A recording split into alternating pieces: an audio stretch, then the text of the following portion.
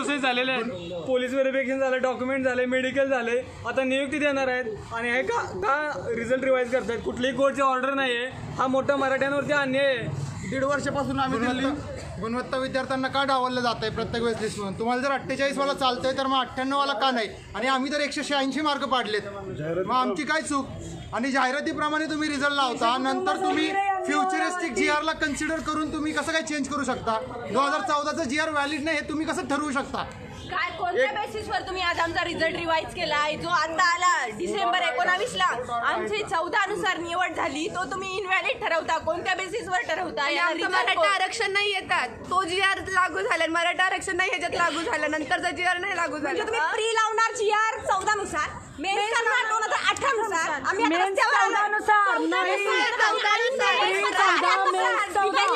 नियुक्तीच्या वेळी यांना 18चा GR कसा आठवतो? नियुक्तीच्या वेळी 18चा GR कसा आठवतो यांना? अजूनही मराठा समाजाला बाहेर जायचं असेल ना तर आज 10% जे आहे ना ते पण बाहेर फेकले जात आहे. सगळ्यांनी आजही पहा, आज आमची जी कंडिशन झाली ना, उद्या तुमची किंवा तुमच्या पोराबाळांचीही होईल. आज जर साथ नाही दिली तर आज आपण आहोत, आम्ही लढलोय शेवटपर्यंत. लाखोने निवेदन दिले, कोणीही उभं केलं नाही आम्हाला कोणत्याच डिपार्टमेंटला. प्रत्येकाने डावलून लावलं. आज सर्व मराठा समाजाने आमच्यासाठी एकत्र झालं पाहिजे. एवढ्या पोरांचं भविष्य चांगलीला लागलं. हे फक्त आम्ही एवढे जण आहेत, पण बाकीचे पण गव्हर्नमेंटच्या एक्झाम आहेत. ती जे मुलं अक्षरशः रोडवर आलेले, त्यांचं भविष्य पूर्ण टांगलीला लागलेलं आहे ह्या सरकारच्या अशा भोंगळ कारभारामुळे. गोष्टीमध्ये 33% आरक्षण पाहिजे.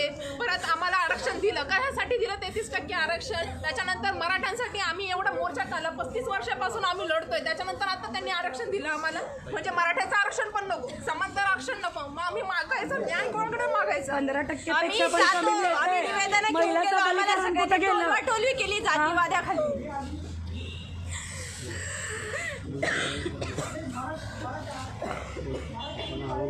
निषेध असो, निषेध असो,